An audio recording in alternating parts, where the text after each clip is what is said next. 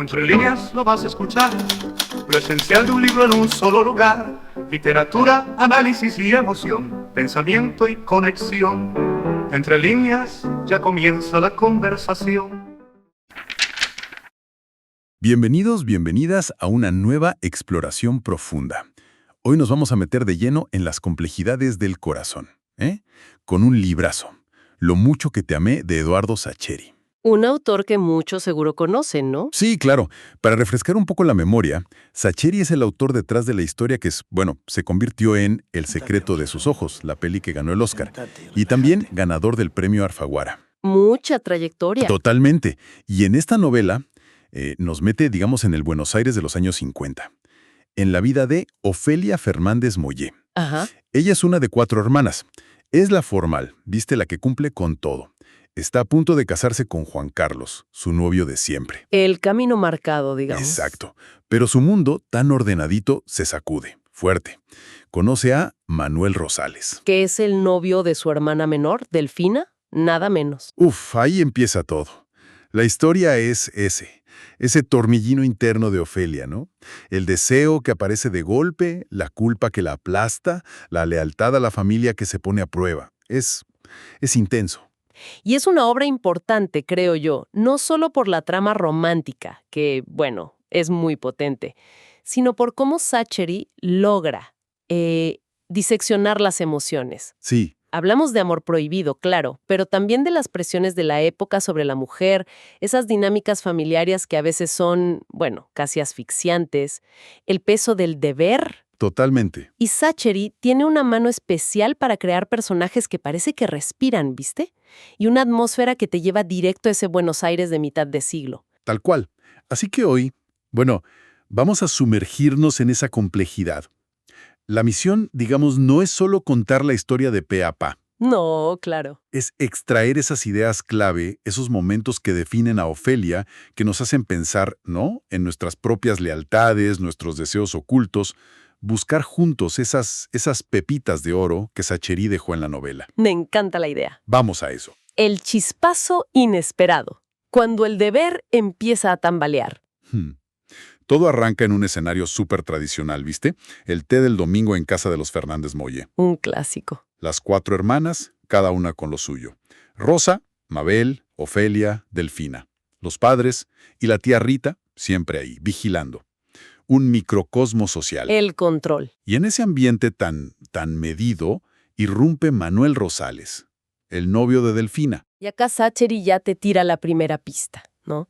Es genial. La llegada de Manuel no es como, un novio más. No, para nada. Se presenta como un chico correcto, estudiante de arquitectura, todo bien. Pero hay un detallito que lo distingue, casi al toque. Cierto. El pequeño Ernestito, el hijo de Rosa, se va a dar un golpe.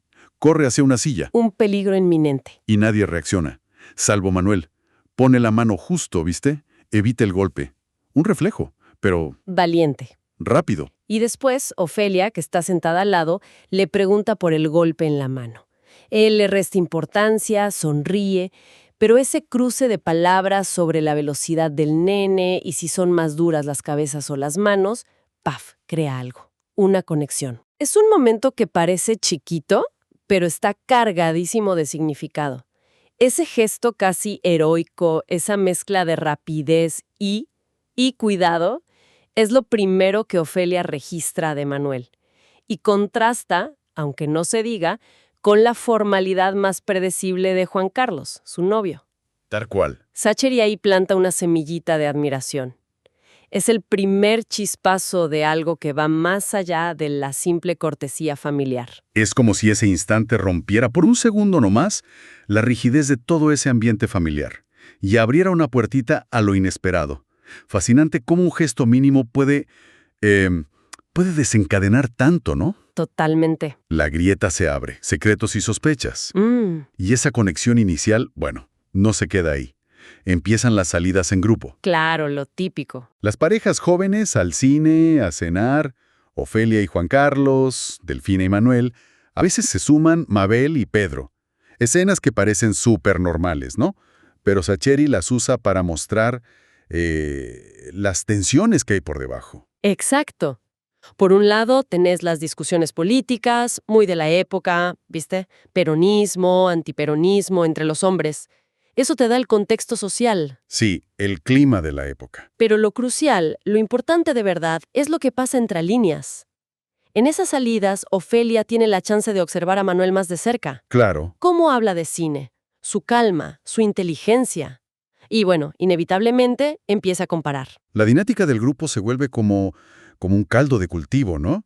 Quizás en un encuentro a solas no hubiera pasado nada, pero al verlo interactuar con otros, al escucharlo, al compartir esos momentos, los sentimientos de Ofelia empiezan a tomar forma, aunque ella misma, seguro, no quiera ni admitirlo. Es inevitable. ¿Alguna vez sintieron cómo estar en grupo puede intensificar o revelar cosas que de a uno no saldrían? Totalmente. Y entonces, bueno, llega la bomba. Sacheri no nos deja ahí flotando en la ambigüedad mucho tiempo. No. Es Mabel, la hermana pragmática, la que actúa como el catalizador de la verdad oculta. Ese momento es tremendo. Una noche, vuelven del cine, Manuel no había ido, y Mabel la encara directamente a Ofelia. Sin filtro. Le dice, así sin anestesia, trata de que no se te note tanto lo triste que estás porque esta noche no lo viste a Manuel. Boom. Directo al corazón. Mabel no se anda con vueltas, ¿eh? Cero. Es la voz de la sospecha hecha palabra. Es la que dice en voz alta lo que Ofelia intenta negar, incluso para sí misma. Y acá la novela da un giro clave, porque el sentimiento ya no es solo algo interno. Alguien más lo vio, lo notó. La reacción inicial de Ofelia es furia. Lo niega todo. Absolutamente. Incluso le miente a Juan Carlos sobre por qué está alterada. Dice algo del vestido, creo. Sí, una excusa. Pero la frase de Mabel le queda. Le queda resonando. Más tarde, sola, la rabia se le va pasando y empieza la duda. El miedo. ¿Y si es cierto? ¿Y si otros se dan cuenta? ¿Y si Delfina sospecha? La culpa, la vergüenza, empiezan a calar hondo. Es que la mirada del otro te obliga a confrontarte. Tal cual. Si nos quedamos con algo de este punto, es eso. Cómo una sospecha externa te puede obligar a enfrentar una verdad interna que preferirías 1000 veces ignorar. Y esa confrontación interna, bueno, prepara el terreno para uno de los momentos más íntimos y, diría, decisivos del libro. Hablamos del encuentro en la cocina vacía, ¿no? Ese mismo. Un domingo, Ofelia se queda estudiando estadística, creo, y Manuel aparece de golpe. Iba a tomar medidas para unos muebles. Encuentro inesperado total. El susto inicial, la torpeza, y después una conversación sobre los planos que termina yendo a un lugar mucho más profundo. Este es uno de esos momentos, de quietud, de cosa doméstica, que Sacheri maneja con una maestría increíble para generar una tensión, máxima. La casa vacía, el encuentro fortuito, el escenario perfecto para que caigan las barreras. Y caen, vaya si caen. Manuel, rompiendo toda formalidad, le confiesa, me parece que la quiero mucho, Ofelia. Y ella, en un impulso que va contra toda su naturaleza contenida, responde, no me pida perdón, porque me parece que a mí me pasa lo mismo. 2 confesiones, espontáneas, casi al mismo tiempo. Es la ruptura del dique. El secreto ya no es solo una sospecha o una emoción por dentro. Ahora es algo compartido, dicho, entre los dos. Y justo ahí aparece la tía Rita. ¡Sas! Los obliga a volver de golpe a la realidad, a la necesidad de ocultarse. Le añade una capa más de tensión, de peligro. Si tuviéramos que sacar una idea clave hasta acá sería esa, ¿no? La confesión mutua marca un punto de no retorno. Ya no pueden hacerse los tontos, digamos. El sentimiento fue nombrado y reconocido por los dos. Ya no hay vuelta atrás. Exacto. El laberinto del corazón, entre la culpa y el deseo. Pero, claro, decir lo que sienten no simplifica nada. Al contrario. No, para nada. Abre un laberinto de emociones y de dilemas morales. Mucho más complejo. Y eso se ve clarísimo en la carta que Manuel le deja a Ofelia después. Cierto, esa carta es terrible. Llena de confusión, de amor hacia ella, pero también de cariño hacia Delfina, de desesperanza. Manuel compara su situación con los finales felices del cine, ¿viste? Dice que eso es imposible en la vida real. Es una carta súper melancólica. Refleja la encrucijada total en la que están. Y Ofelia, angustiadísima, ¿a quién recurre? De nuevo, a Mabel. Siempre, Mabel. Y acá Sacheri nos muestra el pragmatismo, a veces hasta brutal, de esta hermana. Mabel analiza las opciones fríamente. Le dice algo como, si hablas, sufren Delfina y Juan Carlos. Si no hablas, sufren Manuel y vos. Lo reduce a una cuestión casi matemática del sufrimiento. Es una lógica implacable, ¿verdad? Te pone sobre la mesa el núcleo del dilema. Hagas lo que hagas, alguien va a sufrir. ¿Qué pesa más? ¿La lealtad a la familia, el compromiso que ya tenías, o esta felicidad personal que acabas de descubrir pero que es prohibida? La novela te mete de lleno en esa angustia moral. Es terrible. Y ante esa disyuntiva, Ofelia toma una decisión que intenta ser racional, quizá impulsada por el deber, por la culpa. Sí. Cita a Manuel en el jardín botánico. Va con la intención de cortar por lo sano. La decisión difícil. Le devuelve la carta. Le dice que todo fue una equivocación, que ella ama a Juan Carlos, que va a seguir con su vida como estaba planeada. Intenta cerrar esa puerta, dejarlo atrás. Y Manuel, aunque se nota que le duele un montón, acepta, con resignación. Le agradezco la claridad, le dice. Parece un final, ¿no? Una ruptura clara, definitiva. Pero acá viene lo interesante que plantea Sacheri. ¿Puede realmente una decisión racional, por más firme que parezca, apagar un sentimiento tan profundo que acaba de ser reconocido? Esa es la pregunta. Ofelia intenta imponer el deber sobre el deseo, poner la razón por encima del corazón. Pero, ¿será suficiente? Este intento de ruptura deja una sensación de fragilidad, como si la historia, en el fondo, no estuviera realmente cerrada. Para nada. Vidas paralelas, dolor compartido, el precio del silencio. Y efectivamente, no estaba cerrada, ni mucho menos. Pasan los años, la vida sigue su curso, aparente. La superficie. Exacto. Ofelia se casa con Juan Carlos, tienen hijos, Delfina y Manuel también se casan, se mudan a Mendoza. Todo parece haber vuelto a la normalidad, a las convenciones sociales. Pero, claro, bajo esa superficie de normalidad se teje otra vida, una vida secreta. Tal cual. Se establece una rutina clandestina. Unos pocos encuentros al año, siempre en Buenos Aires, en la casa que Manuel conserva allá, aprovechando sus viajes de trabajo, cuando viene solo. Y estos encuentros son clave para entender la psicología de Ofelia, me parece. Totalmente. Son momentos de pasión intensa, de conversaciones profundas, pero ella misma impone un límite físico que no cruzan durante mucho tiempo. Es una mezcla constante de goce y de culpa. Todo el tiempo. La necesidad de mantener el secreto es absoluta, porque sabe que si se sabe, destruiría a las dos familias. Es un peso enorme. Vive una dualidad constante, ¿no? Por un lado, es la esposa y madre formal, la que cumple. Por otro, es la mujer que vive esta pasión secreta que la hace sentir viva de otra manera. ¿Es sostenible vivir así?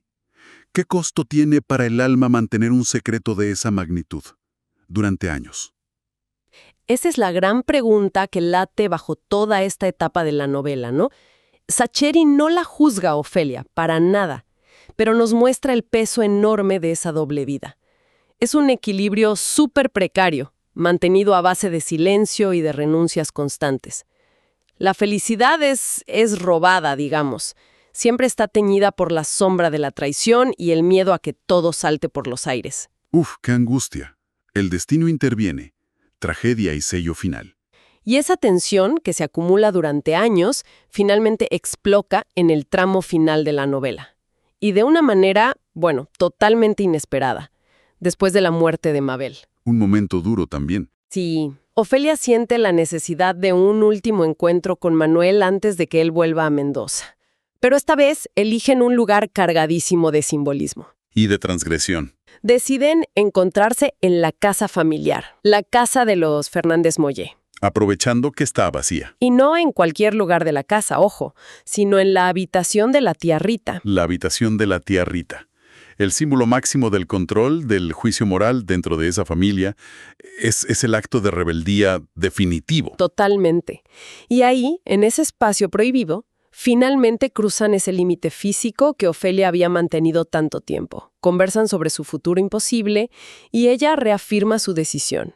Seguir viviendo así, aceptar el secreto como el precio a pagar. Parece que sellan su pacto clandestino en el corazón mismo del territorio enemigo, digamos. Es un momento de clímax total. De transgresión, de decisión. Y justo ahí sucede lo impensable. Sacheri mete un giro dramático que te deja helado. La tía Rita irrumpe, los descubre. Pero su reacción no es de sorpresa, es de triunfo. Yo sabía, les dice, saboreando la venganza que está por desatar. La revelación que va a destruir todo. Se viene el fin del mundo para ellos. Pero el destino, o el azar, quién sabe, interviene de forma trágica. En el apuro por bajar a contar lo que vio, Rita tropieza en la escalera encerada y muere en el acto. Es un final abrupto, choqueante. El secreto que estaba a un segundo de estallar queda sellado, para siempre. No por elección, sino por una muerte accidental. Ofelia se queda ahí, reflexionando si fue Dios, el destino, o simplemente la fatalidad lo que preservó su doble vida. Lo potente de este final es que no hay redención fácil. No hay castigo claro. Ofelia no es descubierta, ni elige confesar. La tragedia sella el secreto y la condena de alguna manera a vivir con él para siempre. No hay un arrepentimiento explícito, ¿viste? Hay una asunción de su amor, de sus decisiones, con todo el peso que conllevan. Exacto. Su pensamiento final es la clave de todo. Que todo esto permanezca en el más absoluto silencio. Que nadie sepa, nunca. Manuel, querido mío, lo mucho que te amé. Es la aceptación de su vida dual, de su amor secreto como parte fundamental de quien es, asumiendo el precio del silencio eterno. Si hay una idea final memorable con la que quedarse, es esa, ¿no? Esa aceptación de la complejidad, de las contradicciones de la propia vida, sin buscar una salida fácil o una resolución simple. Tal cual, un final muy poderoso. Recomendaciones finales. Lo que charlamos hoy es apenas una ventana, ¿no? A la profundidad psicológica, a la construcción de personajes que es magnífica y al estilo narrativo tan particular de Sacheri. Sí. Es una historia que, más allá del romance, invita a reflexionar sobre la memoria, sobre cómo nos definen nuestras decisiones secretas, sobre esa red tan intrincada que son los lazos familiares. Totalmente recomendable. Y si esta exploración de pasiones ocultas, de dilemas morales, del peso del pasado, bueno, si les enganchó, una recomendación casi obligada es El secreto de sus ojos. Claro, del mismo autor. Del mismo autor. Aunque la trama es distinta, comparte esa sensibilidad única de Sacheri para explorar amores imposibles que duran en el tiempo, secretos guardados décadas, y las consecuencias imborrables de las decisiones que tomamos. Profunda de las complejidades del corazón humano. Valen mucho la pena las dos. Buenísimo. Bueno, muchísimas gracias por acompañarnos en esta inmersión en el universo de Lo mucho que te amé. Esperamos que hayan encontrado interesante esta charla. Ojalá que sí. Nos encantaría saber qué otros libros, artículos, temas les gustaría que analizáramos en futuras entregas. Pueden dejar sus sugerencias ahí en los comentarios. Sí, déjenos saber. Si disfrutaron de esta exploración, no olviden darle like y suscribirse para no perderse nuestros próximos análisis. Gracias por escuchar. Hasta la próxima.